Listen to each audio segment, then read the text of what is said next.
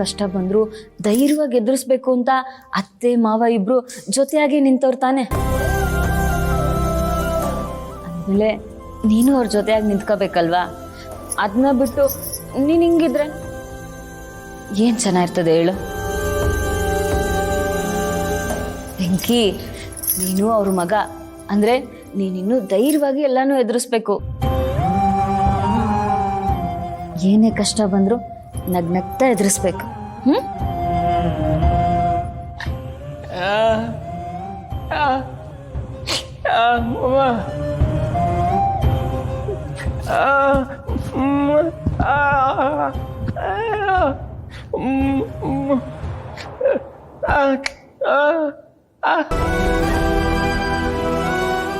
ವೆಂಕಿ, ಸರಿ, ಇವಾಗ ನಾವು ಇಲ್ಲಿ ಪೂಜೆ ಮಾಡ್ಬಿಟ್ಟು ಆಮೇಲೆ ಅತ್ತೆ ಮಾವನ ಮನೆಗೆ ಬರಕ್ ಹೋಗಮ್ಮ. ಅಲ್ಲೇ ಸಂಜೆವರೆಗೂ ಇರೋಣ, ಅವಾಗ ಅವ್ರಿಗೂ ಖುಷಿ ಆಯ್ತದೆ. ಹ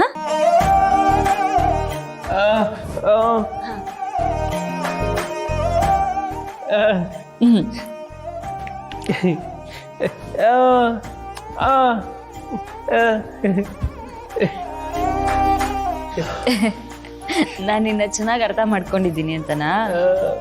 ನಿನ್ನಲ್ದೆ ಇನ್ಯಾರನ್ನ ಅರ್ಥ ಮಾಡ್ಕೋಬೇಕು? ನನ್ ಗಂಡ ನೀನು. ಸರಿ, ಪ್ರಸಾದಕ್ಕೆ ರೆಡಿ ಮಾಡ್ತೀನಿ ತಡಿ.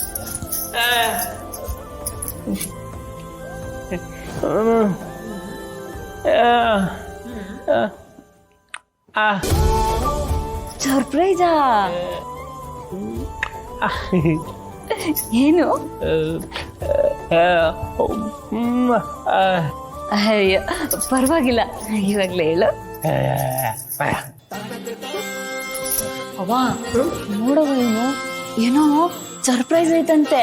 ಅದೇನು ಹೇಳು ಅಂದ್ರೆ ಹೇಳಲ್ಲ ಅಂತ ಹೇಳ್ತಾನೆ. ಪೂಜೆ ಆದ್ಮೇಲೆ ಹೇಳೋದಂತೆ. ಸಲ್ವಿ, ಆಮೇಲೆ ಹೇಳ್ತೀನಿ ಅಂತ ಹೇಳ್ತಾವನೆ ತಾನೆ. ಹೋಗು, ದೇವ್ರಿಗೆ ಹೂವ ಎಲ್ಲ ಹಾಕಿ ಪ್ರಸಾದಕ್ಕೆ ತಯಾರಿ ಮಾಡೋಗವ.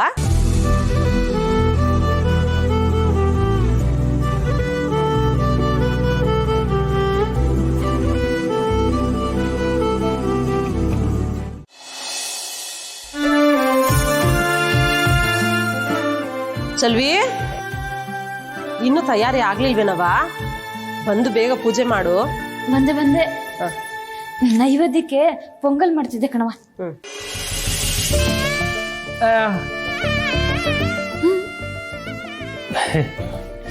ಪೂಜೆ ಮಾಡ್ಬೇಕು.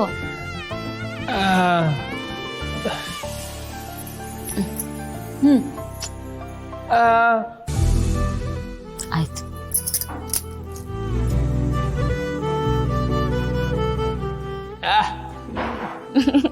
ಆಯ್ತು.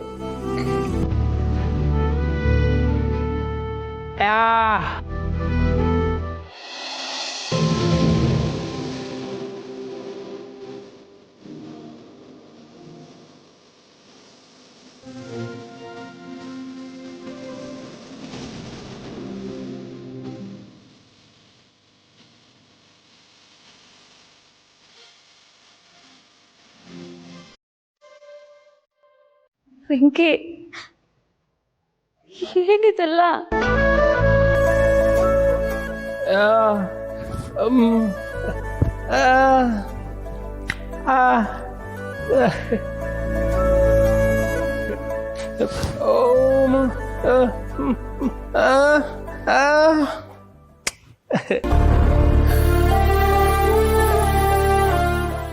ಅವ್ವ ನೋಡದೇನವ, ವೆಂಕಿ ಕೊಟ್ಟಿರೋ ಮಾತನ್ನ ಉಳಿಸ್ಕೊಬಿಟ್ಟ. ಚಿನ್ನದ ತಾಳಿ ಮಾಡಿಸ್ಕೊಂಬಂದವನೆ.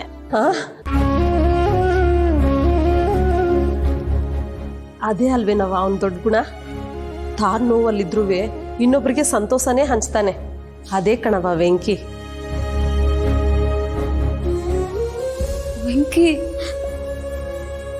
ಇದಿವಾಗ್ಲೂ ಯಾಕೆ ಬೇಕಿತ್ತು?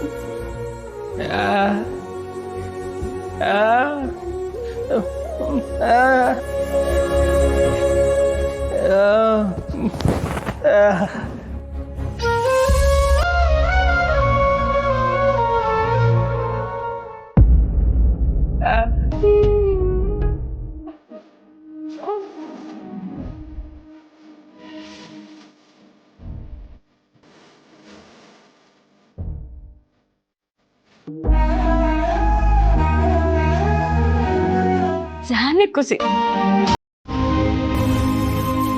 ವೆಂಕಿ ವೆಂಕಿ, ಆ ತಾಳಿನ ದೇವ್ರ ಮುಂದೆ ಇಟ್ಟು ಪೂಜೆ ಮಾಡಪ್ಪ. ಪೂಜೆ ಮಾಡಿ ಚೆಲುವಿ ಕುತ್ತಿಗೆ ಕಟ್ಟು.